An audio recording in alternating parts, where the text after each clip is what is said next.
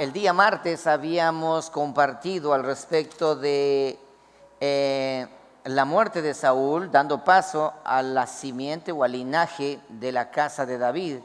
Y por ende David, el momento que sale al escenario, el cronista se preocupa por tomar en cuenta en breve el círculo de gobierno del rey David.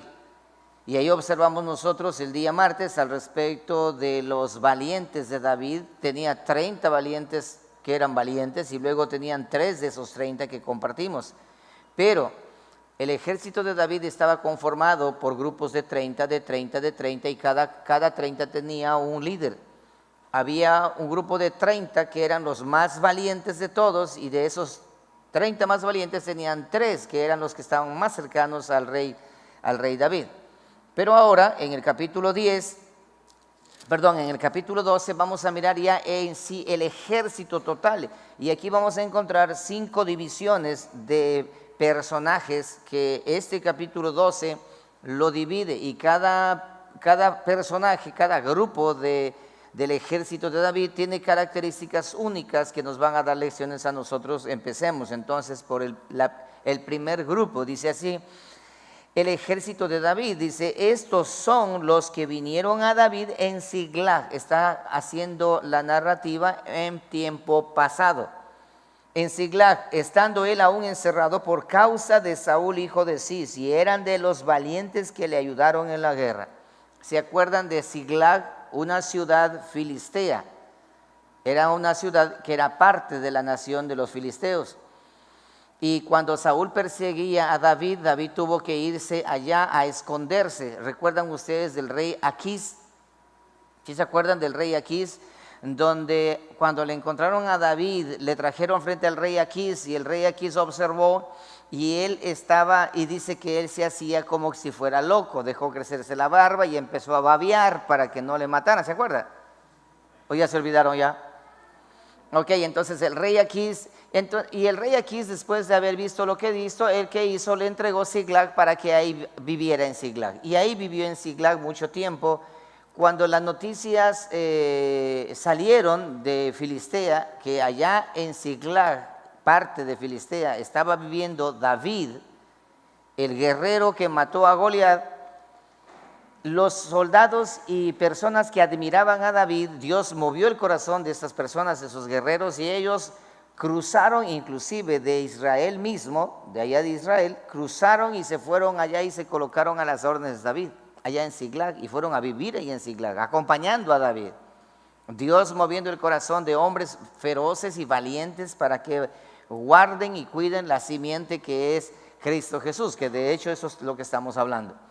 Mira esto, entonces dice, ¿y quiénes eran? Veamos la característica de estos valientes que fueron a ver a Siglag a David y le dijeron, estamos a las órdenes. Características, versículo 2. Estaban armados de arcos y usaban de ambas manos para tirar piedras con honda y saetas con arco. Las características de estos guerreros es que ellos eran diestros y siniestros. Ellos usaban las dos manos para lanzar con honda, ya sea con la izquierda y ya sea con la derecha. De la misma manera para pelear también. Ellos utilizaban las dos manos para pelear, para lanzar flechas igual con las dos manos, eran bidiestros. Habían practicado tanto, ellos tomaban en serio la defensa de David, ellos tomaron en serio ser del ejército de David. Ellos no eran personas que iban a intentar aprender con David, no, ellos se habían preparado con anticipación. Llegaron a Siglag y ahí en Siglag ellos se pusieron a la orden del rey David y desde ese entonces estuvieron pegados a él, compartiendo con él, peleando las guerras. Recuerda que habían terroristas que existían por ese lugar, asaltantes y todo, y ellos salían y los destruían y acababan con ellos, porque tenían un ejército que se fue formando de hombres que se dedicaron específicamente a defender el territorio y también defender el linaje de David y el trono de David, que en ese entonces todavía no era rey, pero ahora ya cuando David ya se sienta, ya es rey, ahora Saúl ha muerto. Ellos que fueron su ejército allá en la clandestinidad, ahora David los recibe, están ahí con él, porque recuerden, Ellos estaban, cuando huía, ellos estaban siempre siendo fieles. Y ahora que David llegue y lo nombran como rey, entonces lo lógico era que ellos estén junto a él. Y es lo que menciona este texto. Sigamos leyendo. ¿Quiénes más aparecen allí? El versículo a continuación dice esto: de los hermanos de Saúl, aquí es otro grupo, de los hermanos de Saúl, de Benjamín, de la misma casa de Saúl, de la misma tribu donde Saúl salió. Dice, el principal Aiezer, después Joás, hijos de Semal, Gabatita, Gesiel, Peled, hijos de Asmaved, Beraca, Jehú, Anatotita, Ismaías, Gabaonita, valiente entre los 30 y más que los 30, Jeremías, Hazael, Johanán, Josabad, Jeredatita, Elusaí, Jerimod, Bealías, Semarías, Cefatías, Jarufita, Elcana, Isaías, Azarehel, Joezer, Jasobeam, Coreitas, y Joela, y Zebadías, hijo de Jeroham, de Gedor. Aquí están todos los que vinieron allí de la familia de la casa de Saúl. Mira esto, los que eran de la misma tribu de Saúl, que era benjamita, ellos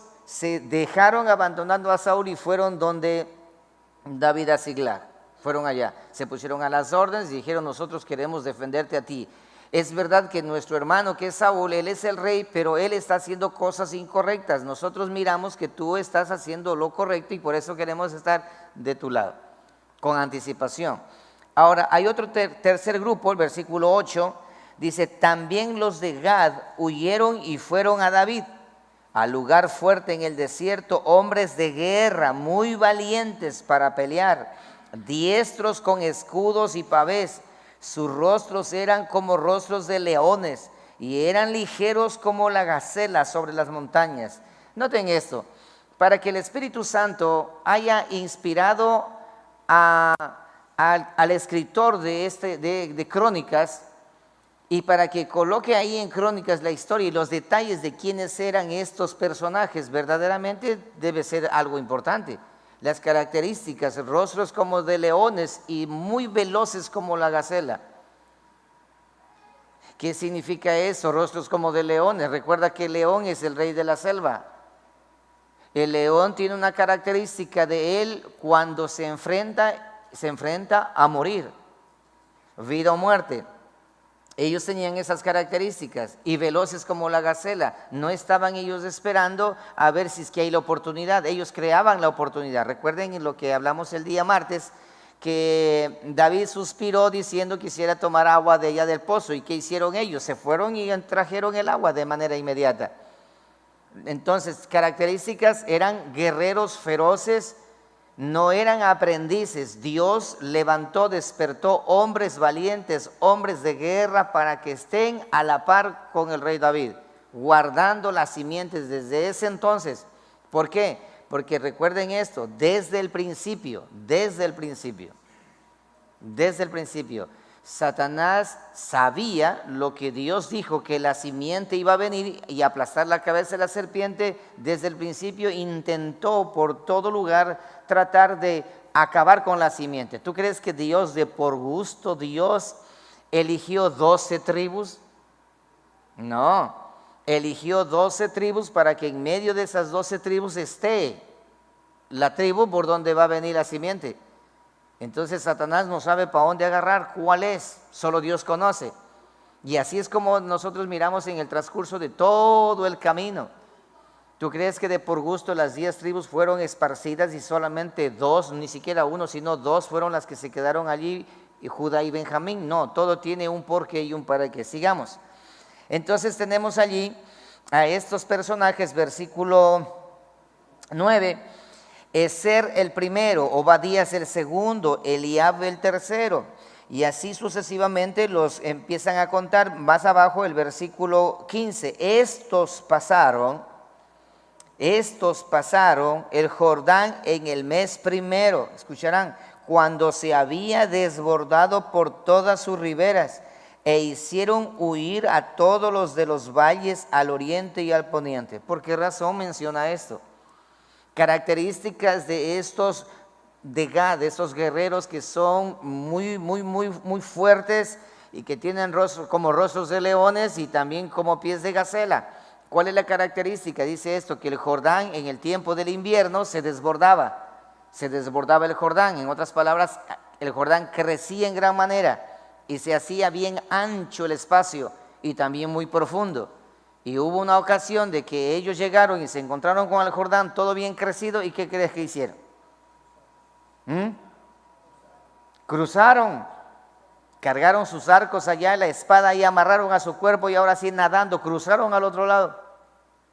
Y queda registrado. Ahora, estaba estudiando esto, investigando aquello, y dice que cuando el Jordán crecía, todo el comercio se detenía porque no podían pasar, y aún inclusive tratando de usar embarcaciones no podían pasar porque el río crecido es como aquí el Aguarico, que está bien crecido. ¿Quién va a querer? Ni siquiera las gabarras, solamente las lanchas cruzan, y eso también con riesgo. Entonces, ¿pero qué sucede con eso? Dice aquí, queda plasmado, el cronista dice, eran tan valientes, que ni siquiera el Jordán crecido no los detuvo, sino que cruzaron a nado al otro lado, y eso es lo que menciona allí. Estos, versículos 15 otra vez, estos pasaron el Jordán en el mes primero, haciendo referencia cuando el invierno estaba a su tope, cuando se desbordaban por todas las riberas. Y no es que solamente cruzaron al otro lado y se sentaron a descansar, no, cruzaron al otro lado y se pusieron a pelear. ¿Te das cuenta? Agresivos totalmente. Me trae a memoria lo que dice la palabra del Señor, que desde los días de Juan el Bautista los cielos sufren violencia y solamente los violentos los van a arrebatar. Impetuosos y sin tener temor hacia dónde tienen que llegar por cuidar en ese caso a su rey, pero en ese entonces ni siquiera era rey, pero ellos le reconocían como tal. Sigamos leyendo. Ahora el versículo 16 encontramos a otro grupo aquí. Asimismo, algunos de los hijos de Benjamín y de Judá vinieron a David al lugar fuerte. Y David salió a ellos y les habló diciendo, si habéis venido a mí para paz y para ayudarme, mi corazón será unido con vosotros. Mas si es para entregarme a mis enemigos, hablando acerca de Saúl, sin haber iniquidad en mis manos, véalo el Dios de nuestros padres y lo demande. Verso 18, entonces el Espíritu vino sobre Amasías, aquí habla del Espíritu Santo, jefe de los 30, y dijo, por ti, oh David, y contigo, oh hijo de Isaí. Estaba reconociendo la simiente de Isaí, estaba reconociendo que es el linaje del Mesías. Paz, paz contigo y paz con tus ayudadores, pues también tu Dios te ayuda. Esto es elegante. Nosotros sabemos que tú eres la persona especial, y Dios puso en nuestro corazón de venir y apoyarte a ti. ¿Por qué razón? Porque Dios te ayuda a ti. Porque nosotros observamos qué hombre, recuerda que dice la Escritura que Saúl era el más alto de todos los de Israel, que del hombro hacia arriba le pasaba toditos. En otras palabras, él era un gigante comparado con todos. ¿Sí me entiendes? Ahora, cuando Goliat se presenta, Saúl temblaba, porque Goliat era mucho más grande que Saúl, y los guerreros eran más pequeños que Saúl. Entonces imagínate, pero de pronto aparece un David, que ustedes conocen la historia, y él derriba al gigante.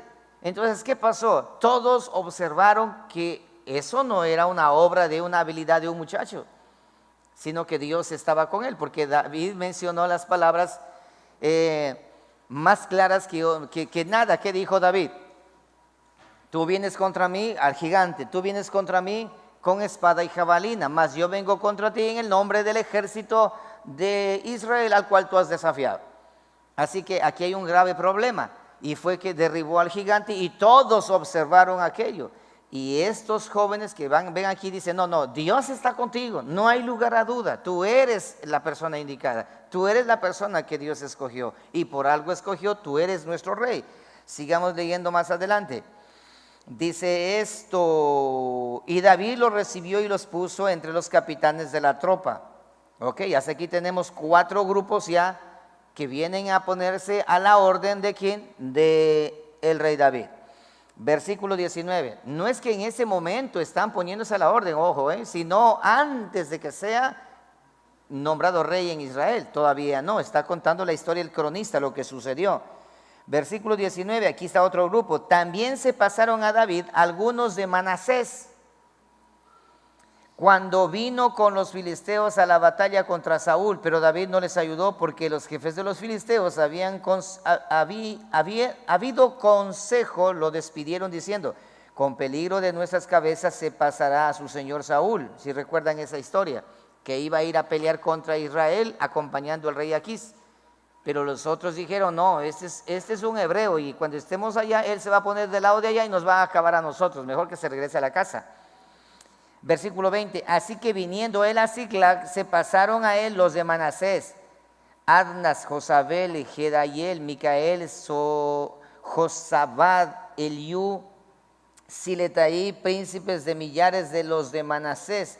Estos ayudaron a David contra la banda de merodeadores, pues todos ellos eran hombres valientes y fueron capitanes en el ejército, porque entonces todos los días venía ayuda a David, hasta hacerse un gran ejército como ¿qué? Mira, esto es interesante, como el ejército de Dios.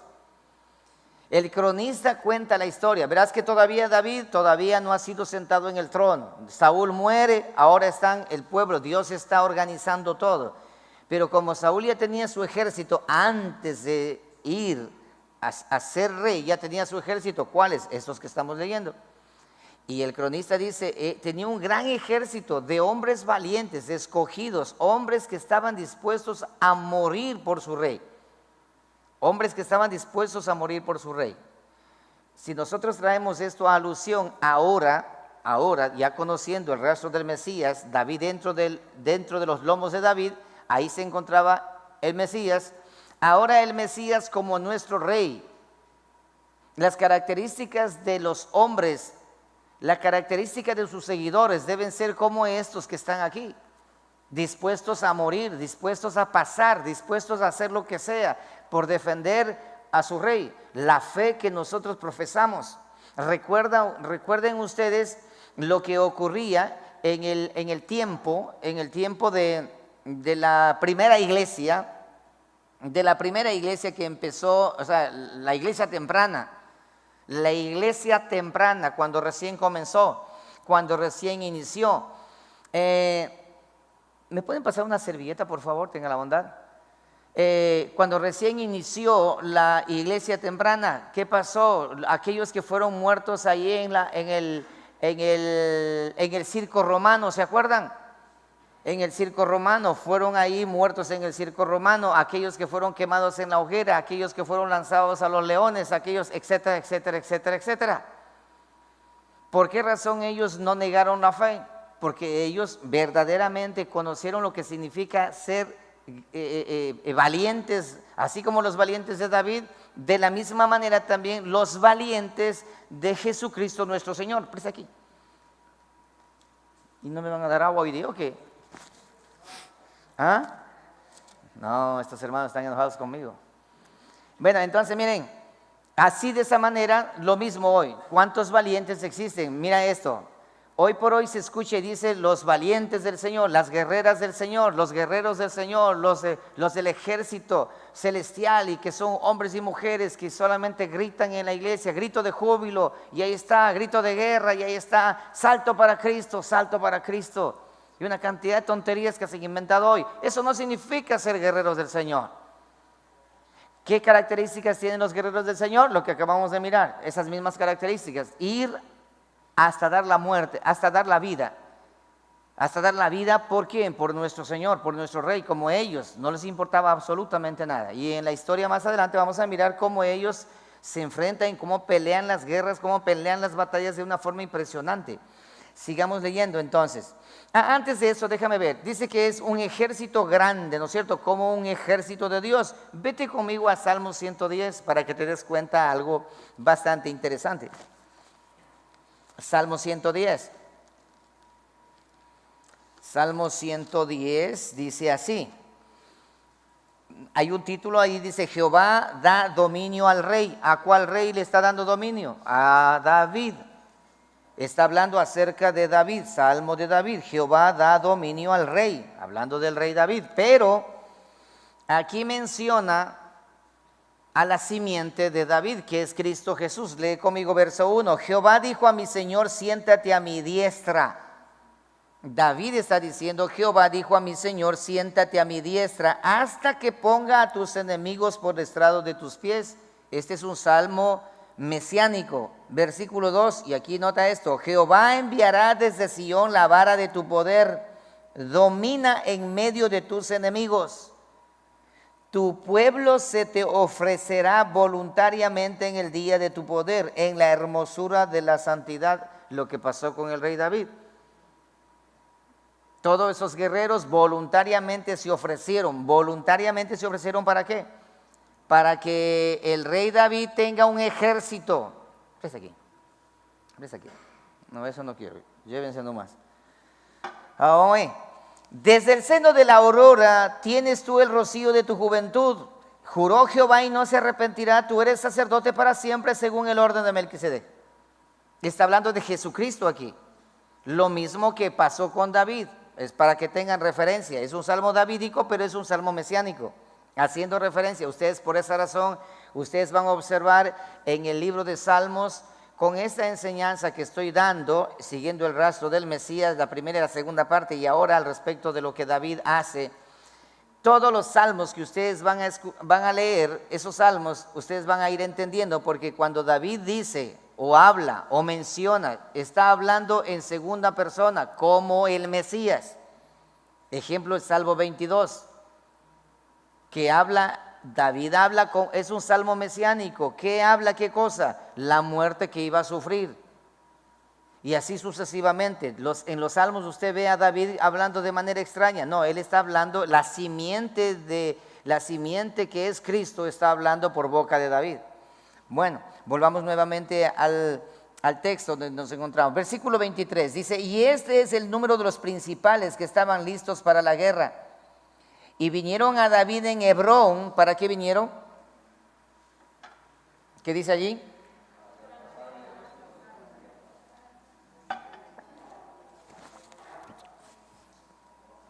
Mira, el versículo 1 del capítulo 12 dice: estos son los que vinieron a David en Siglag. Está contando la historia de dónde que aparecieron todos esos guerreros. El versículo 23: y este es el número de los principales que estaban listos para la guerra y vinieron a David en Hebrón para traspasarle el reino de Saúl conforme a la palabra de Jehová. Porque cuando Saúl muere, los capitanes y los generales del ejército de Israel que estaban a la orden de Saúl, ellos estaban en la incertidumbre qué hacer, guardando el trono. Y David tenía que venir, pero tenía que venir con poder y con fuerza también. Por eso que él viene con su propio ejército. Sigue leyendo lo que dice más adelante. Ahora, dice: vienen a Hebrón para traspasarle el reino de Saúl conforme a la palabra de Jehová. Ya estaba dicho, versículo 24, aquí está. De los hijos de Judá que traían escudo y lanza, 6,800 listos para la guerra. ¿Cómo vinieron? Listos para pelear. De los hijos de Simeón, 7,100 hombres valientes y esforzados para la guerra. De los hijos de Leví, 4,600. Asimismo, Joaida, príncipe del linaje de Aarón, y con él 3,700. Y Sadoc, joven valiente y esforzado, con 22 de los principales de la casa de su padre. De los hijos de Benjamín, hermanos de Saúl, 3,000, porque hasta entonces muchos de ellos se mantenían fieles a la casa de Saúl. De los hijos de Efraín, 20,800 muy valientes varones ilustres en la casa de sus padres. De la media tribu de Manasés, 18,000, los cuales fueron tomados por lista para venir a poner a David por rey. De los hijos de Isaacar, 200 principales entendidos en los tiempos y que sabían lo que Israel debía hacer, cuyo dicho seguían todos sus hermanos. De Zabulón 50,000 que salían a campaña prontos para la guerra, con toda clase de armas de guerra, dispuestos a pelear sin doblez de corazón. ¿Sabes qué significa eso, sin doblez de corazón? Sin doblez de corazón. Ellos no llegaban y miraban que estaban bastantes, mejor me regreso. No, ellos miraban que habían muchísimos, igual peleaban, porque estaban dispuestos a dar su vida por su rey. Sin doblez de corazón, que no le traicione el corazón de desanimarse en el camino. Ese es el tipo de guerreros. Si hoy queremos hablar de guerreros, si hoy queremos hablar de guerreras, ese es el tipo. No que hay que empoderarse y tantas cosas que mencionan. No que tienen que hacer batalla espiritual, guerra espiritual, que se la pasan gritando, amarrando al diablo y haciendo una cantidad de cosas. No. Eso no es la actitud de un verdadero guerrero o una verdadera guerrera. Aquí tienen las características. No de doble ánimo, ¿qué significa eso? Si ya pusiste la mano en el arado, ya no regreses a ver hacia atrás. Si colocaste la mano en el arado, avanza hacia adelante, no regresas a mirar. Pero ¿qué sucede si regresa? Entonces ya tienes doblez de corazón, tienes doble ánimo. Hoy estás bien, mañana ya no. Hoy quieres seguir al Señor, pero por donde Él va, mañana dice, no, mejor me voy a apartar, mejor me voy a quedar porque me desanimo. Menos un problema ya te desanimas, menos un dolor y ya quieres tirar la toalla. Menos te miran mal y ya quieres abandonar la congregación. Menos te hablan fuerte, un mensaje duro y ya dices, no me conviene, mejor me voy. Te exhortan, te molestas. Te disciplinan, te resientes y te vas. ¿Entiendes? No dobleces de corazón, sino siempre manteniéndose firme. Eso significa que ellos no tenían sin doblez de corazón. Versículo 34, de Neftalí 1,000 capitanes y con ellos 37,000 con escudo y lanza, preparados y listos para la guerra. De los de Dan dispuestos a pelear 28,600. Esta parte me llamó la atención. De los de Dan dispuestos a pelear 28,600. ¿Qué significa eso? Que había más, pero que esos más no estaban dispuestos a pelear. Pero los que estaban dispuestos a pelear enumeran aquí, de los que estaban dispuestos a pelear. ¿Cuántos quieren ir a la guerra? Amén, todo mundo. Vamos a pelear entonces. Pero mira, nosotros somos pocos y allá son un montón. Entonces ahí dice, el sabio ve el mal y se aleja, mejor no voy. No. Y ahí la cantidad dice, yo sí voy a ir, yo voy a ir también, no importa, voy a ir a donde sea, te seguiré, Señor, a donde quiera que tú vayas. Te seguiré, Señor, y si tengo que entregar mi vida por ti, amado Cristo Jesús, que la muerte sea mi gran premio entonces. Eso significa dispuestos a pelear. Hoy se pregunta en las iglesias o en los púlpitos, se preguntan y se dice, ¿cuántos anhelan entrar al reino de los cielos? Y todos gritan amén. ¿Cuántos quieren ir al cielo? Obviamente todos dicen, hasta el que está durmiendo se levanta y dice amén. Ahora viene la siguiente pregunta, ¿cuántos están dispuestos a pelear la buena batalla de la fe? Ya no. Ahora viene la tercera pregunta, ¿cuántos están dispuestos a morir por la fe que profesas?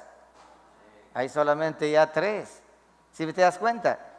Porque hoy por hoy solamente se comparte pura falacia, puro engaño, pura motivación, puras emociones, puros sentimientos, no hay nada de certeza. Aquellos que acompañaron a David, el que tenía la simiente, digo tenía porque ya no lo es, ya no lo tiene, la tenía la simiente del Mesías.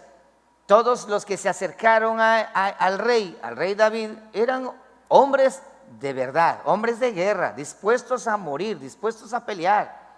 Haga frío o haga calor, dispuestos. Sean rechazados, dispuestos a morir por su rey. Esa es la característica que debemos tener tú y yo ahora, dispuestos a morir por la palabra del Señor. Es que si es que me rechazan, el mundo me rechaza por la palabra del Señor, por la fe que profeso, no, es mejor estar de a buenas con el mundo para evitar los problemas. No, hay que predicar, hay que hacerlo. Confesar tu fe en medio de tu familia. Y si mi familia me rechaza, ¿Y si me desheredan?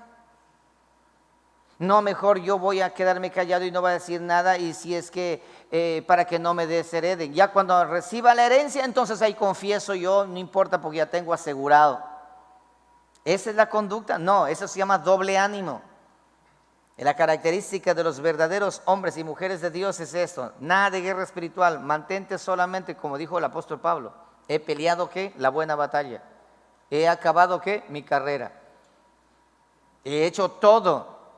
Un día al apóstol Pablo le metieron una carrera de piedras, le tiraron piedras hasta no más poder, porque él estaba predicando el evangelio. El judaizante, el judaísmo, los judíos le dieron una piedriza y le fueron y le tocaron, estaba muerto. Y luego le llevaron entre algunos y le echaron a un lugar, un basurero fuera de la ciudad. Ahí lo dejaron botado. Mientras tanto ellos entraron allá contentos porque mataron a este que hablaba de Cristo, a este soldado valiente, a este guerrero fiero. Y cuando de pronto dice, oye, ¿y ese no es el que le dimos una piedriza? Va entrando nuevamente por la puerta de la ciudad. Otra vez, rostro de león, ¿sí? Los pies como de gacela. Ingresa, empieza a entrar nuevamente y empieza a compartir la palabra con fuerza.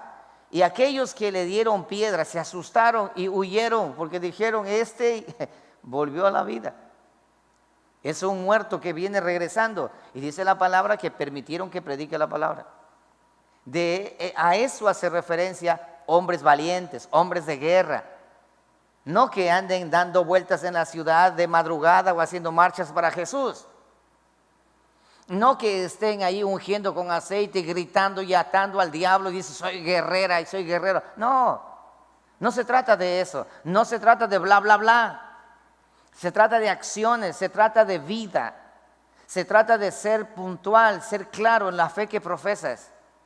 En el momento más triste y más complicado de tu vida, cuando parece que todo se está hundiendo, es ahí donde el verdadero hombre y la verdadera mujer de Dios saca a flote su carácter. ¿Cómo te comportas en el momento más difícil? ¿Cómo te comportas cuando eres rechazado?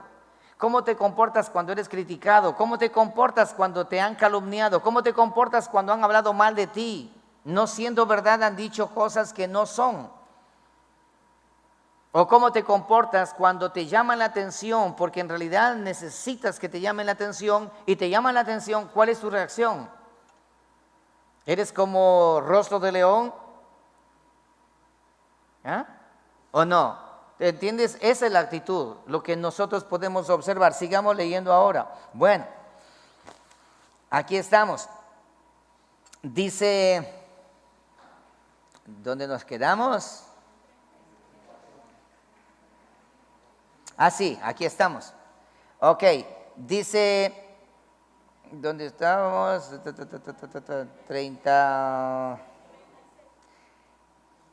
36. De hacer dispuestos para la guerra, preparados para pelear 40,000, y del otro lado del Jordán, de los Rubenitas, Gadaitas y de la media tribu de Manasés, 120,000, con toda clase de armas de guerra. 38.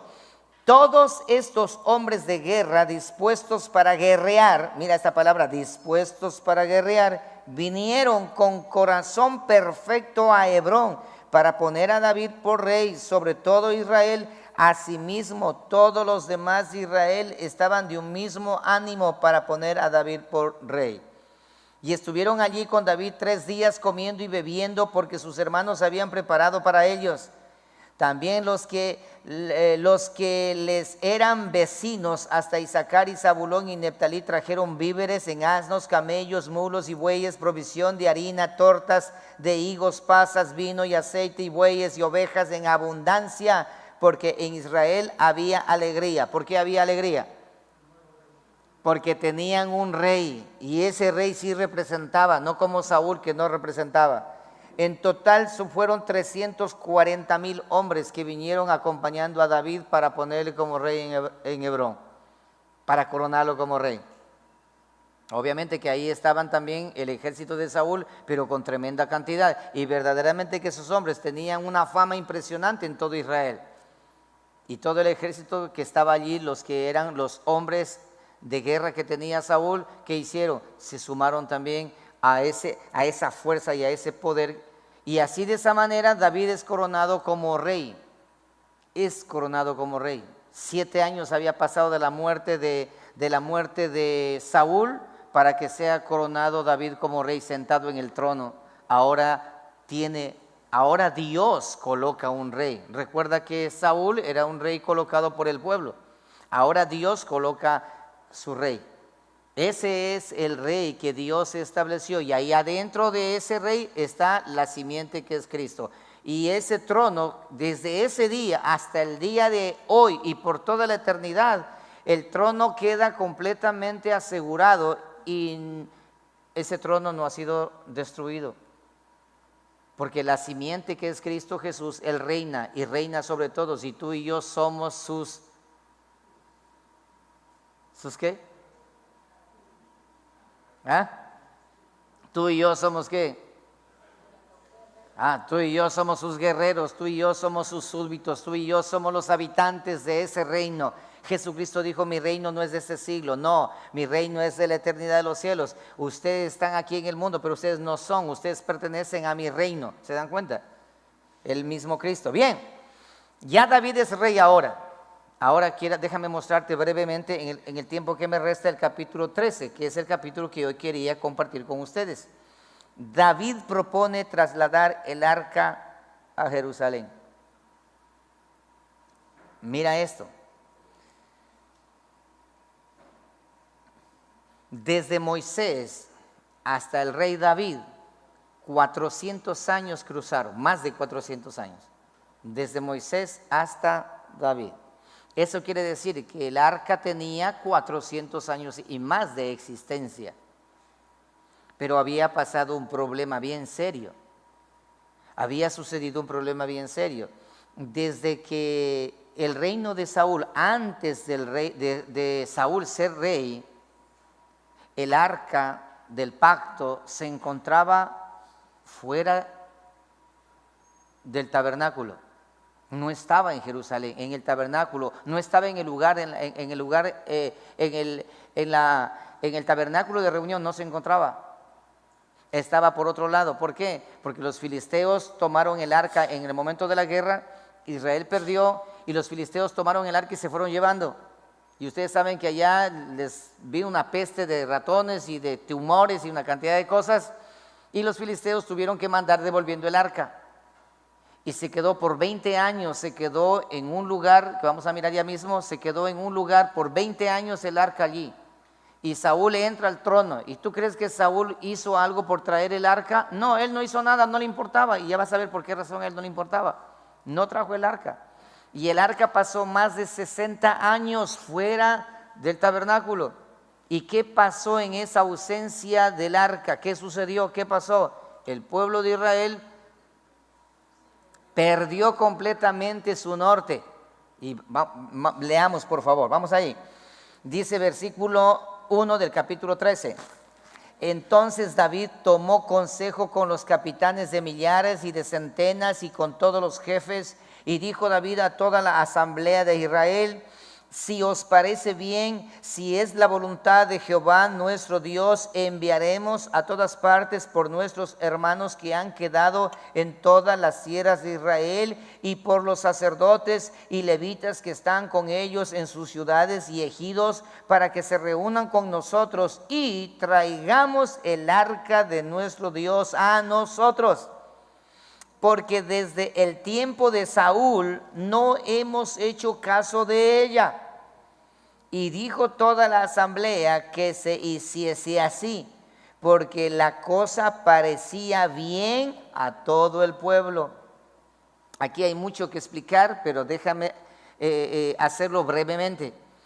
David, un hombre conforme al corazón de Jehová, ya está sentado en el trono. Él ya está sentado en el trono. Pero recuerda que en la época de los jueces, ya les expliqué el libro de los jueces, en la época de los jueces la característica del pueblo de Israel era ir detrás de dioses ajenos, y luego Dios enviaba un castigo, ellos volvían nuevamente, y así sucesivamente. En ese espacio de tiempo aparece David en el escenario, y cuando David aparece en el escenario ya Saúl está reinando en el trono. Y Saúl era un hombre completamente alejado de la voluntad de Dios. No le importó nada el tabernáculo, no le importó nada el libro de la ley, que de hecho estaba, las tablas de la ley que estaban dentro del arca. No le importó, no se preocupó. Él más bien se preocupó por su imagen. Él se preocupó más por sí mismo, antes que por el tabernáculo, antes que por lo que Dios establece. Entonces perdieron el norte.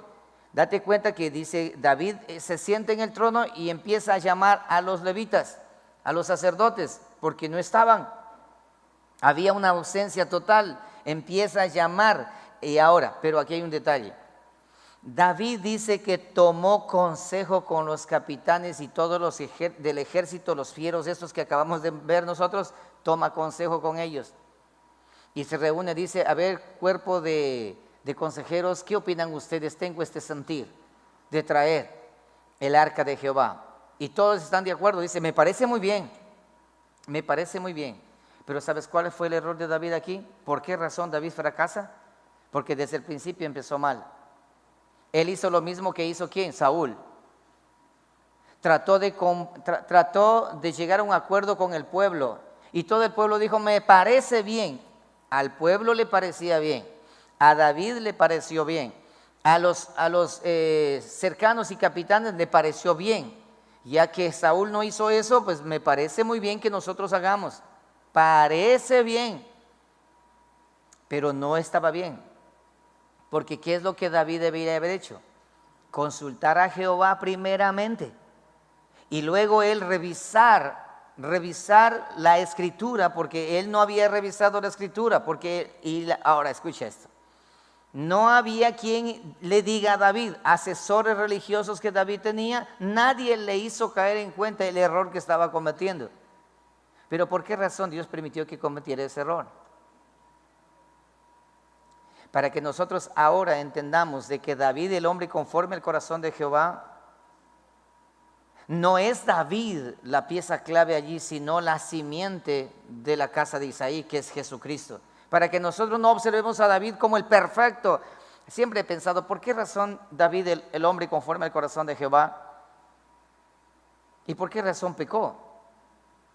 ¿Por qué razón hizo lo que hizo? ¿No le ha pasado eso a usted? ¿Por qué él pecó? ¿Por qué hizo lo que hizo? ¿Por qué hizo tantas cosas horribles y conforme al corazón de Jehová? Ahora ustedes van a entender que lo que dice ahí David conforme al corazón de Jehová estaba hablando a lo que estaba dentro de David. Y por esa razón Dios permitió que David fracasara, para que no pongan los ojos en David. Por eso que dice, cuando David quiere construir el templo, Dios le dice, tú no vas a hacer eso. Pero ¿cómo? Si yo soy conforme a tu corazón, tú no vas a hacer eso. Porque el linaje es que Dios guardaba. Lo que ahora en Crónicas lo que se preocupa es que nosotros miremos a Jesucristo, miremos al Mesías, antes que los mismos personajes. Entonces, David comete este error. Versículo 5, David intenta traer el arca. David intenta traer el arca. Aquí vamos. Entonces David reunió a todo Israel desde Sihor de Egipto hasta la entrada de Hamad para que trajesen el arca de Dios de Kiriat Jearim. Y subió David con todo Israel a Baala de Kiriat Jearim, que está en Judá, para pasar de allí el arca de Jehová Dios, que mora entre los querubines, sobre la cual su nombre es invocado. Y aquí viene el gran proceso. Y llevaron el arca de Dios de la casa de Abinadab en un carro nuevo. En un carro nuevo. David dijo, vamos a poner en un carro nuevo. Por si acaso en un carro usado Dios no le vaya a agradar, pongamos en un carro nuevo.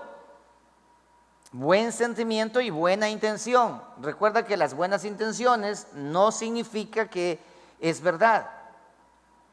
Decía alguien por allí que el infierno está lleno de personas con buenas intenciones. La intención no cuenta, sino la obediencia a la palabra de Dios. Bien, entonces dice un carro nuevo. Y aquí viene, y Usa y Ahío guiaban el carro. Y David y todo Israel se regocijaban delante de Dios con todas sus fuerzas, con cánticos, arpas, salterios, tamboriles, címbalos y trompetas. En otras palabras, era una procesión lleno de gloria, de jolgorio, de agradecimiento, alabanza al Señor, cantando cánticos de júbilo, de alegría, danzas. Era una hilera de expresiones espirituales adorando a Dios. Ahora, ¿David lo estaba haciendo con buenas intenciones, sí o no? Claro que sí. Estaba haciendo con buenas intenciones. ¿Los músicos estaban cantando con buenas intenciones? Por supuesto que sí. ¿A quién estaban adorando mientras ellos cantaban? A Dios. A Dios. El arca estaba trayéndolo, estaba todo bien. Y el arca colocan en el carro nuevo y el arca empieza a caminar. Váyanse conmigo, antes de que vayamos más adelante, quiero mostrarte algo. Primera de Samuel 7:1, por favor, brevemente, ándate allí para que contextualicemos esto de aquí.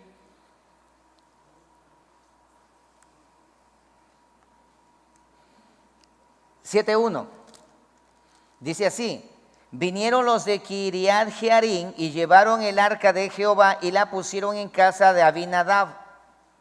Eso pasó cuando los filisteos devolvieron el arca en la casa de Abinadab, situada en el collado, y santificaron a Eleazar su hijo para que guardase el arca de Jehová.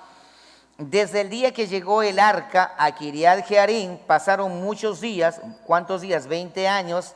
Y toda la casa de Israel lamentaba en pos de Jehová. 20 años pasó en esa casa, 20 años. Y más los 40 que reinó Saúl, 60. Pero más de 60 años pasó afuera del tabernáculo, en la casa de Abinadab. Bien, ahora, ¿quiénes eran Usa y Ahío? Eran hijos de Abinadab.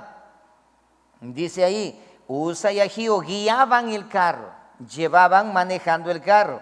Versículo 8. Cuando digo manejando, no hagan la idea de que iban manejando, sino iban llevando uno atrás y uno adelante. El de adelante va jalando a los bueyes para que vaya llevando el arca, y el que iba atrás, por si acaso, para azotar a los animales para que estén de la manera correcta. Sigamos leyendo ahora. Y David y todo Israel se regocijaban delante de Dios con todas sus fuerzas, con cánticos, arpas, salterios, tamboriles, címbalos y trompetas. 9. Pero cuando llegaron a la era de Kidón, Usa extendió su mano al arca para sostenerla. ¿Por qué? Porque los bueyes tropezaban. El arca se tambaleó.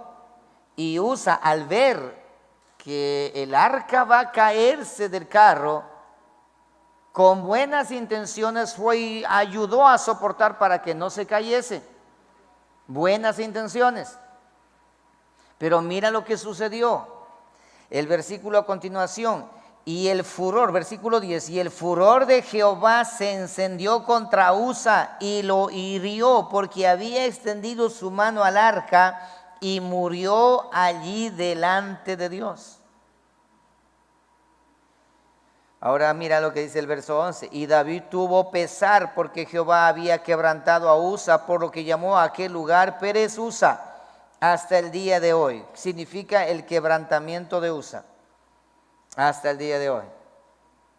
Y David temió a Dios aquel día y dijo: ¿cómo he de traer a mi casa el arca de Dios? La pregunta. David dice: ¿y ahora cómo debo hacer? Porque Dios no está de acuerdo con lo que he hecho. Ahora déjame revisar y poner en contexto todo. David se sienta en el trono, observa que el tabernáculo está sin el arca de Jehová y dice: tiene que estar el arca en Jerusalén, donde está el tabernáculo, no puede estar en otro lugar. El rey que me antecedió, Saúl, él no se preocupó por la parte espiritual. Yo me voy a preocupar por la parte espiritual. Y lo primero que voy a traer es la presencia de Dios, porque recuerda que en el arca estaba la presencia del Señor. Voy a traer, durante estos años han estado aquí sin la presencia del Señor y por esa razón ha ocurrido lo que ha ocurrido, pero voy a hacer lo siguiente. Llama a un consejo de ancianos, para que me entiendan, y ahí llega a una decisión de vamos a traer el arca. Ahora, ¿cómo lo vamos a traer? Pero lo lógico, ¿vamos a usar un carro viejo? No, vamos a hacer un carro nuevo. Construya el herrero un carro nuevo, bien hecho, bien bonito, bien elegante. Y ahora sí cargamos con las bestias para que vengan trayendo el arca de esa manera. Prepara una corte de músicos para que vengan cantando, para que la alabanza a Dios sea el acompañamiento durante todo el camino desde donde va a venir. Todo está bien. Los sacerdotes que vengan para que vengan en la procesión y así de esa manera poder traer hasta Jerusalén. La idea es muy buena, el deseo es muy bueno. Es igual a hoy por hoy también, dentro de las congregaciones. Nosotros como pastores tenemos ideas fenomenales. Queremos hacer lo bueno, pero hay un problema. Si nosotros dejamos de consultar a la palabra, y si nosotros en la reunión que tenemos de trabajo nos organizamos nosotros sin contar lo que la Escritura menciona al respecto, podemos cometer errores y que vamos a lamentarnos. Y aunque estemos haciendo la obra del Señor, aunque estemos haciendo lo bueno, pero recuerda que Dios ha dejado bien claro de qué manera es que Dios quiere que nosotros le adoremos o que nosotros hagamos lo que tengamos que hacer. Es como el matrimonio.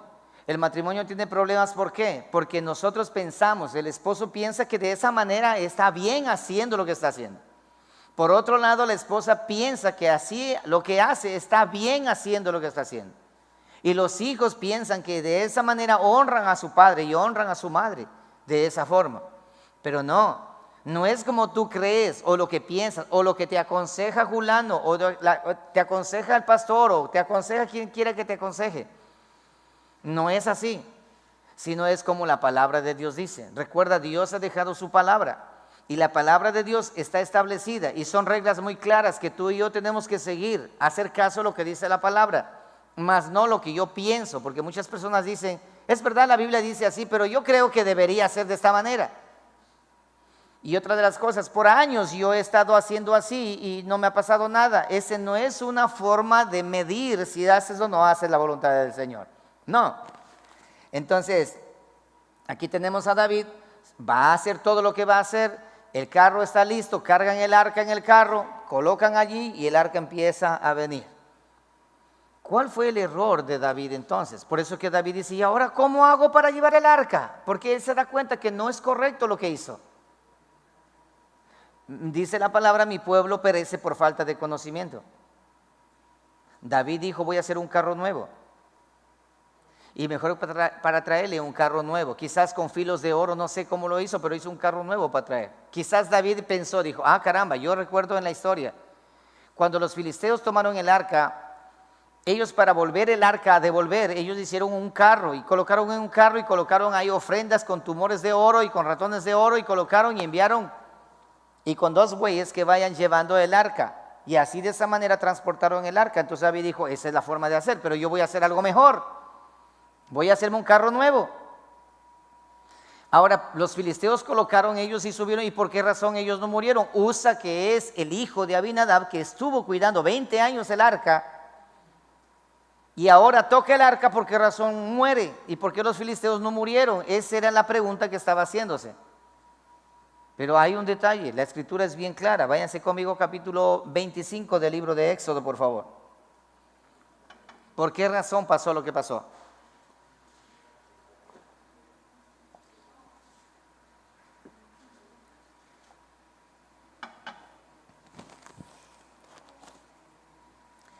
Éxodo capítulo 25, versículo 10. Dice así, aquí está. Dios ordena, dice, harán también un arca de madera de acacia cuya longitud será de 2 codos y medio, su anchura de codo y medio y su altura de codo y medio. Y la cubrirás de oro puro por dentro y por fuera y harás sobre ella una cornisa de oro alrededor. Versículo 12, presten atención a esto. Fundirás para ella 4 anillos de oro que pondrás en sus 4 esquinas, 2 anillos a un lado de ella y 2 anillos al otro lado. 13. Harás unas varas de madera de acacia, las cuales cubrirás de oro. Versículo 14.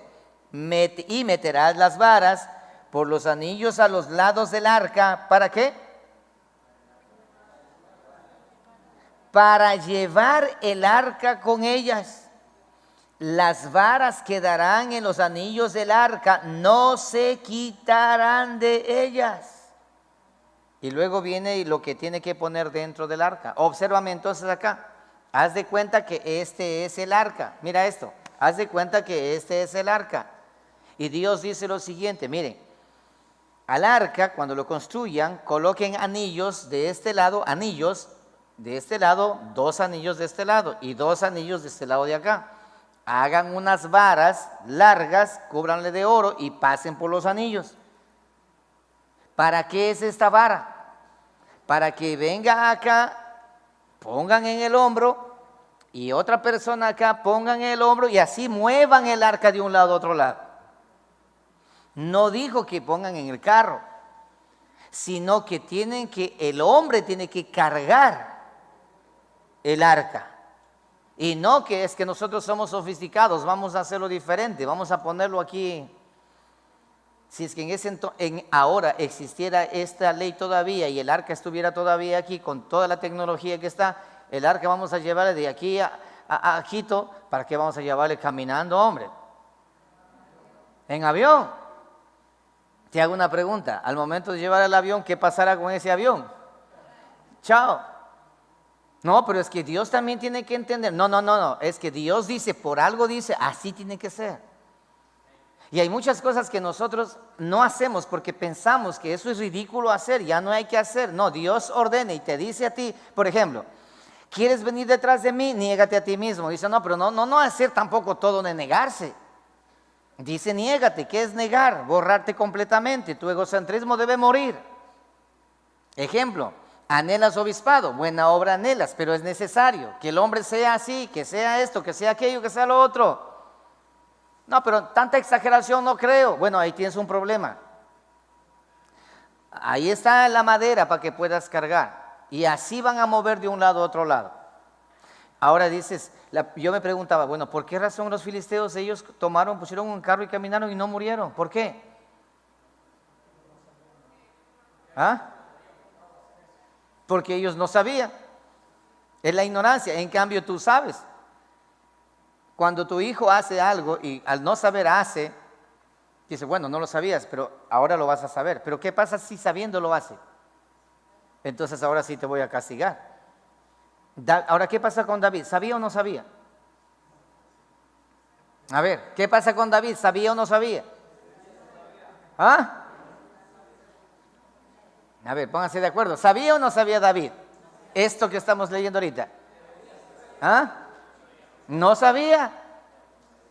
Él no sabía. ¿Por qué no sabía? ¿Por qué? Porque no había quien le instruya, porque en el gobierno que se encontraba. Es más, solamente sabía que el arca se quedó allá y que no han traído hasta acá. Eso es todo lo que sabía, pero no sabía todos esos detalles. Mi pueblo perece por falta de conocimiento. De la misma manera, hoy por hoy, muchos cristianos están ya 20, 30 años en el Evangelio y hasta ahora no saben lo que es la gracia del Señor, lo que es la fe que Dios da para creer en Cristo Jesús. ¿Me entienden? Todavía no saben, todavía no conocen, todavía no entienden, porque a pesar de que están andando en la iglesia tarde y mañana y están a toda hora leyendo la Biblia, todavía no entienden. ¿Por qué no entienden? Porque no hay quien les explique. Eso sucede hoy por hoy. Entonces tenemos ahora aquí, no solamente, ahora presta atención, no solamente está puesta las varas para que sean hombres, para que puedan seres humanos cargar el arca, sino Dios estableció quienes deben hacerlo. No es que, a ver, ¿hay aquí algún voluntario que venga a cargar? Dice, no, yo ya cargué la semana anterior, anda tú. No, Dios da clases específicas, así tienen que cargar. Ojo, y cuando lleguen a un lugar, asienten el arca, no saquen las varas de los anillos, dejen allí. ¿Y qué pasa si alguien viene y voy a sacar para guardar acá? ¿Ah? Muere. Pero qué Dios tan malo. No, guerra avisada no mata soldado. En este caso Usa murió. ¿Por qué? Porque no le avisaron. Él se confió, dijo, todo el tiempo, 20 años en mi casa, yo tengo ya mucho contacto con el arca, entonces no va a pasar nada, yo soy el único que puedo tocar. Murió. Dios se molestó, no tanto por lo que le tocó, sino Dios dice que le dio iras a Dios, se llenó de iras Dios. ¿Por qué? Porque tanto era. Primero, David cometió un error de mover el arca sin consultar con él. En segundo lugar, él hizo él hizo la corte de bienvenida o la de traer de la manera como él pensó que así debería ser, porque hay detalles específicos, pero él no lo hizo. Y por último, Usa viene a colaborar para que no caiga y Dios lo fulmina. Lee conmigo Números capítulo 4, versículo 15, por favor.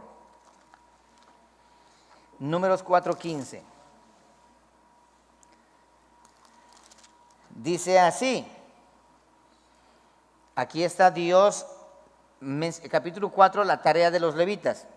Dice: cuando acabe Aarón y sus hijos de cubrir el santuario, solamente Aarón y los hijos, ellos eran los únicos que podían tocar todo eso, y todos los utensilios del santuario, cuando haya de mudarse el campamento, vendrán después de ello los hijos de Coat para llevarlos. Pero no tocarán cosa santa, no sea que mueran. Estas serán las cargas de los hijos de Coat en el tabernáculo de reunión. Entonces, ¿quiénes eran los que Dios escogió para que cargasen el arca?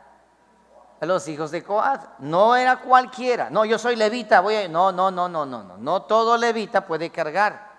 Y ahora, los que cargan, ellos solamente dice, ¿ya está listo todo? Sí.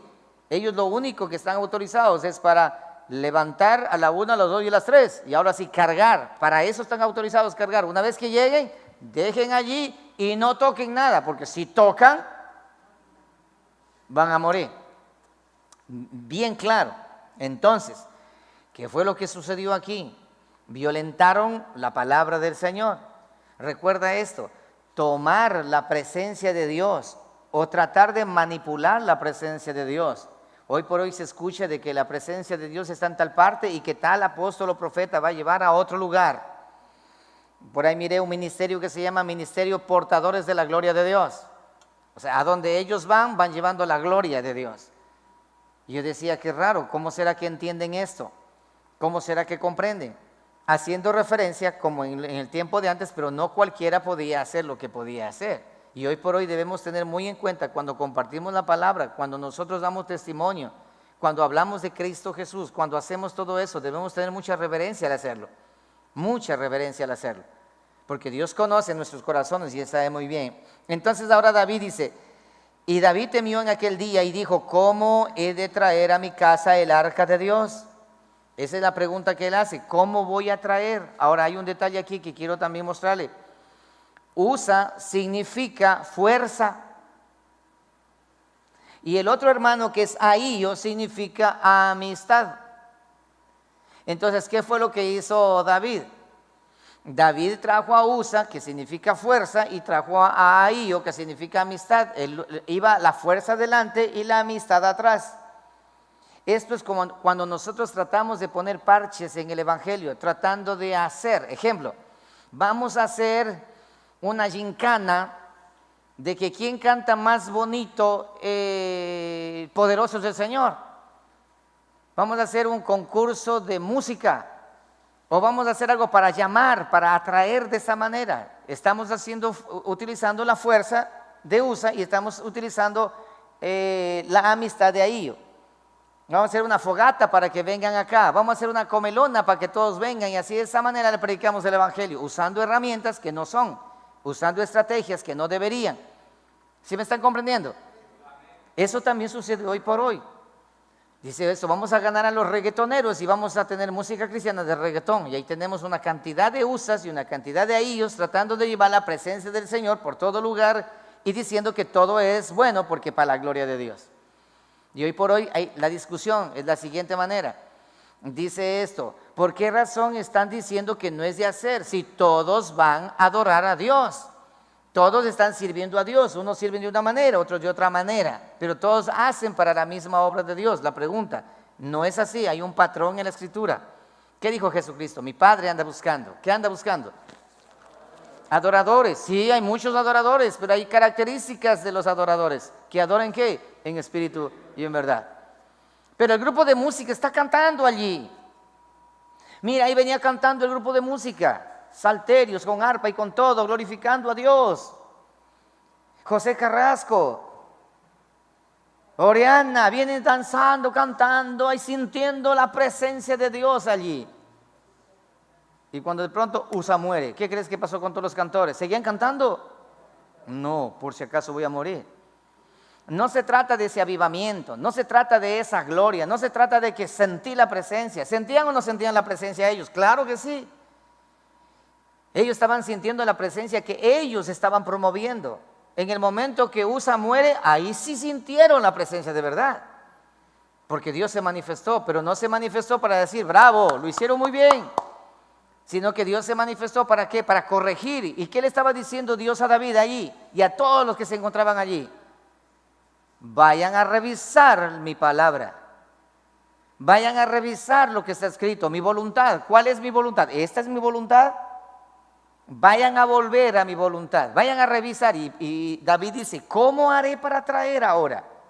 Sigue leyendo conmigo. Dice versículo 13, y no trajo David el arca a su casa en la ciudad de David, sino que la llevó a la casa de Obed-edom, geteo. Y el arca de Dios estuvo con la familia de Obed-edom en su casa 3 meses. Y mira lo que sucedió. Y bendijo Jehová la casa de Obed-edom y todo lo que tenía. La presencia de Dios en la casa de este personaje que ni siquiera pensaba que iba a recibir la presencia de Dios, Dios bendijo a esa persona. Y luego David dice, caramba, ¿será que Dios no quiere que yo bendiga? ¿Que yo sea bendecido? No es eso, sino que no está haciendo lo correcto. ¿Por qué mi ministerio no funciona? ¿O por qué lo que yo estoy haciendo no funciona? ¿Por qué? Revisa, algo no está bien, algo no estás haciendo bien conforme a lo que está escrito en la palabra del Señor. Quiero hacerlo, pero me sale mal. Estoy haciendo bien, pero no veo fruto. ¿Cuál es el problema? Revisa la palabra. ¿Qué es lo que Cristo dice al respecto del hogar, al respecto del matrimonio, al respecto de tu negocio, al respecto de todo eso? ¿Qué es lo que Dios menciona? Revisemos eso y hagamos caso a lo que dice. Pero no intentemos nosotros decir, bueno, me parece que esto está así y yo creo que esto es mejor. Yo creo que tengo que hacer esto, dejar esto y hacer lo otro. Yo tengo que portarme de esta manera. No, la Biblia tiene una clara definición. ¿Qué es lo que nosotros qué es lo que nosotros hemos aprendido o qué es lo que pretendo mostrarle a todos vosotros ahora con estos 2 capítulos? Número uno, David como rey. Dios de antemano guardando a David, a la simiente del Mesías, guardando con todo ese ejército antes de estar en el trono. Antes de estar en el trono, guardando. De la misma manera, como dice la palabra, que tú y yo hemos sido predestinados desde antes de la fundación del mundo para que seamos hijos suyos, guardando la simiente del Mesías en nosotros. Allí, Dios de antemano nos conoció. ¿Qué nos conoció? Que nosotros mañana íbamos a ser la tierra fértil, donde la simiente, la semilla de la palabra del Señor caía y íbamos a dar fruto. Ok. Ahora, en segundo lugar, la entronización de David en el trono. ¿Qué significa eso? La entronización del Mesías en el trono de tu corazón. ¿Quién habitaba antes en tu corazón? Saúl, ¿qué representa? ¿Cuál era la característica de Saúl? Voy a ver qué dice Dios. ¿O qué decía? Voy a ver qué dice el pueblo o qué digo yo. Y ahora te hago una pregunta. ¿El pueblo en realidad manipulaba? ¿Él hacía lo que el pueblo decía? No, él decía que el pueblo le pedía, pero en realidad eso no era así. ¿Qué es lo que hacía entonces Saúl? Lo que su corazón dictaba y lo que su corazón decía.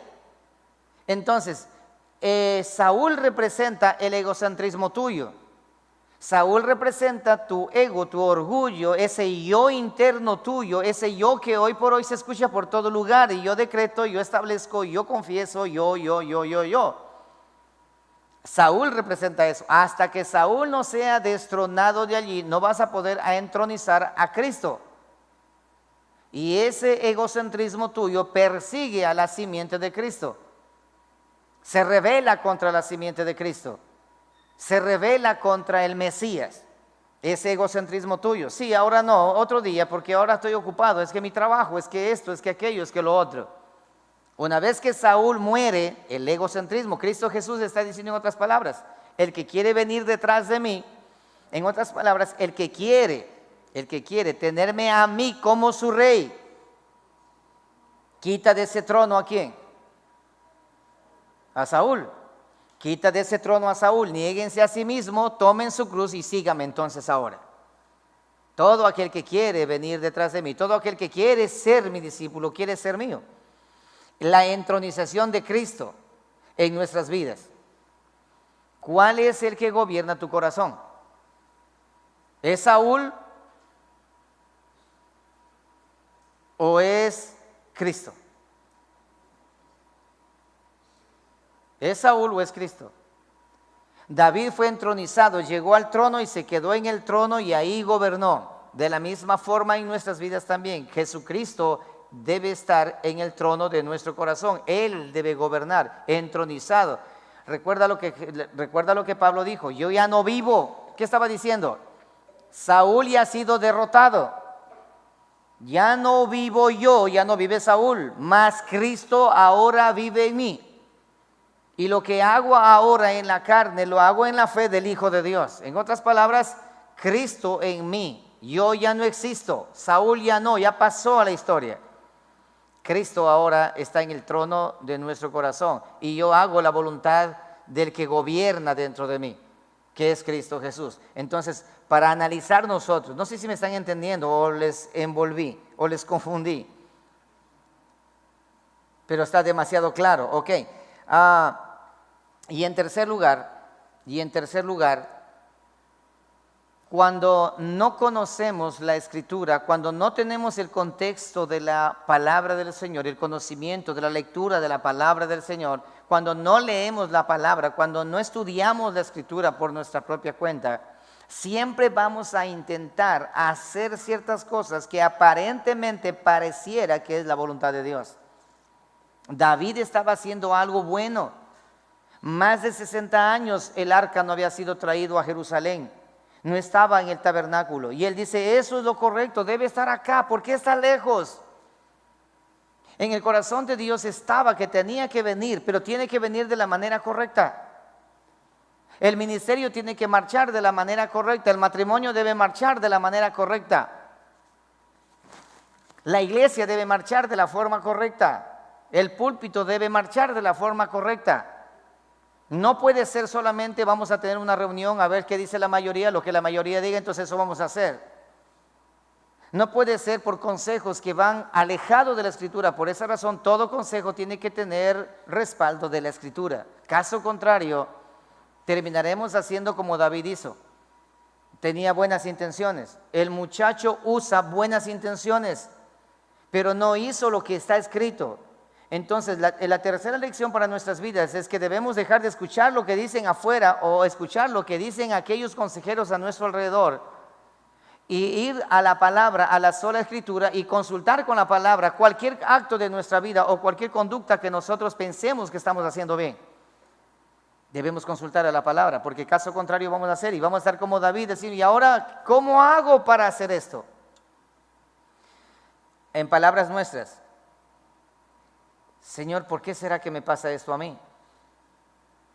Cuando hagas esa pregunta, ve a la Escritura y lo que estás haciendo, observa. Vamos a poner un ejemplo. Estoy endeudado, pero ¿por qué, Señor, estoy endeudado? Sácame de las deudas. ¿Qué dice la Escritura al respecto de las deudas?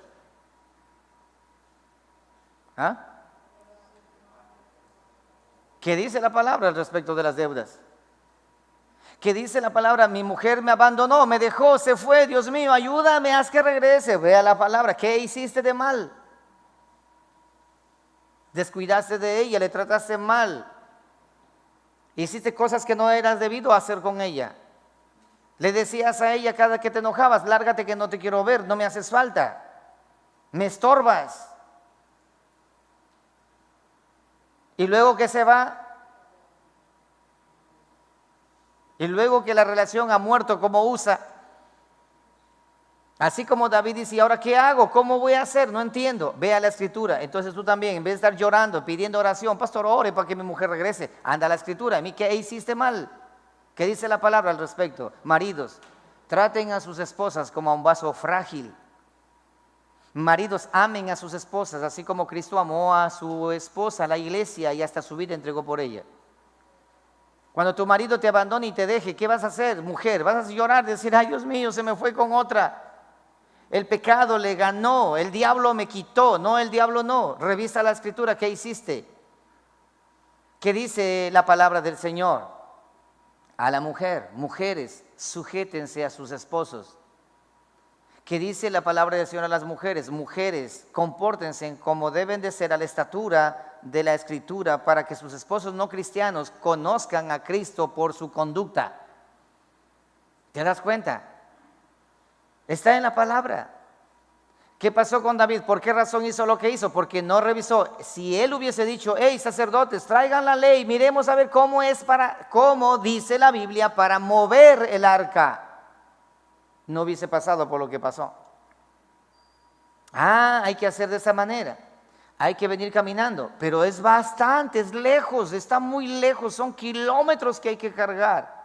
Bueno, esa es la voluntad del Señor. Muchas personas están orando y dicen, Señor, muéstrame tu voluntad.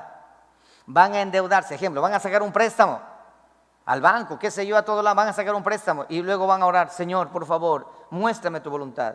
¿Debo hacer o no debo hacer? Piensa, ¿para qué estás preguntando si la voluntad del Señor ya está escrito en la palabra?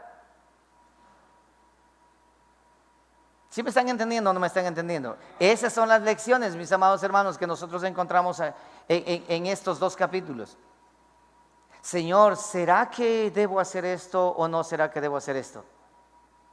Señor, ¿estará bien esto o no estará bien esto? Y sabemos que la Escritura menciona, sabemos que la Escritura dice. Y nosotros que terminamos de buenas intenciones, queriendo hacer las cosas bien. Hay muchos ejemplos que podemos nosotros aplicar.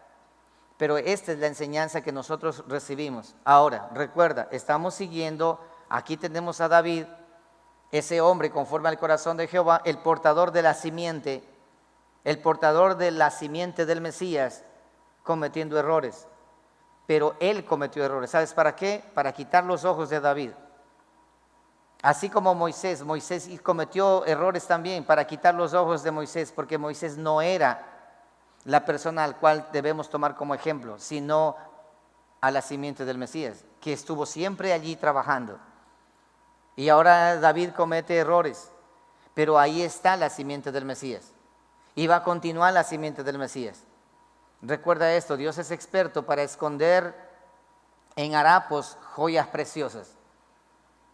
La salvación que Dios nos dio a nosotros, Dios escondió esa salvación en harapos y tiró en el camino. Y los adinerados, los sabios y entendidos y los ricos de este mundo, ellos observan eso, dice, esto es para los pordioseros, patean y mandan a un costado de la vía mientras van caminando, hazte un lado que es basura esto. Pero por ahí está un pordiosero. ¿Qué hacen los pordioseros? Ellos van buscando lo que está en la orilla del camino, van a la basura, sacan de la basura. ¿Sí me entiendes? De ahí el lugar a la orilla del camino. Así la Biblia menciona de que el Evangelio, como la perla preciosa, estaba en un lugar, un terreno que estaba vacío, que nadie daba un peso por ese terreno. Hermanos queridos, Dios escondió esto de los sabios y entendidos para revelarnos a nosotros, a los más insignificantes de esta sociedad. Por esa razón dice la bendita palabra, y con esto quiero cerrar, de que cuando Jesucristo llegó, fue alumbrado en el vientre de María, cuando María iba a dar a luz. Dice la Escritura que no encontraron un hotel, ni una maternidad, ni un hospital, no encontraron nada. ¿Y dónde dio a luz al Hijo de Dios? En un pesebre. ¿Qué es un pesebre? Un lugar donde es un establo donde los animales duermen en invierno. En ese lugar, ahí nació el Hijo de Dios. Entonces, los sabios y entendidos que dijeron que va un Hijo de Dios nacer, el hijo de Herodes nace en la casa real. Y el hijo del Rey de Reyes nacer aquí es imposible. Dios esconde en harapos su grandeza y su gloria. ¿Por qué? Porque Dios actúa de una manera paradójica. Nunca lo olvidemos eso. Por eso dice la Escritura, cuando tú estás sufriendo, es cuando yo estoy más cerca de ti. Y cuando tú estás disfrutando, estás bendecido y prosperado en victoria, yo estoy lejos de ti.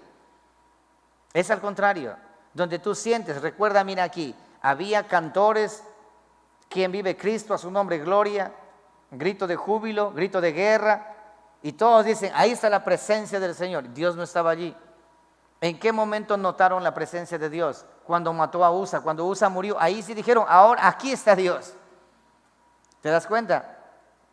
Este tipo de lecciones la Escritura nos da, y la línea del Mesías está en medio de todo ese proceso, en medio de todo eso aquí. Ahora llegaremos más adelante donde tiene que quitarse David en medio. Ya llega a su final, la simiente pasa, la simiente cruza. Una vez que la simiente ya pasó, David ya no sirve. Y así sucesivamente, una vez que la simiente ya pasó, ya David no sirve, sale del escenario y continúa con los demás hacia adelante. Nosotros miraremos la próxima semana cómo David trae el arca. Y para que se den cuenta, ahí observaremos nosotros, David ahora ya no comete el mismo error. Dice, ahora sí, hay que revisar los libros para ver, hay que volver a la Escritura. Regresemos a la sola Escritura, regresemos a la palabra, revisemos la palabra del Señor, dándonos lecciones a nosotros por tantos años, 30 años, 20 años en el cristianismo, llamándote creyente, llamándote cristiano, pero no conoces la voluntad del Señor, pero no sabes lo que Dios demanda de ti, pero no sabes lo que Dios anhela de nosotros o lo que nos ha dejado como legado a nosotros. No sabemos. ¿Por qué razón? Porque nos hemos alejado de la palabra de nuestro Señor. Así que ahora David pregunta, ¿por qué? ¿Cómo haré para que poder hacer lo correcto? La próxima semana miraremos lo que él hace y nos dará la segunda parte de esta lección de vida para nosotros. Pónganse de pie, por favor.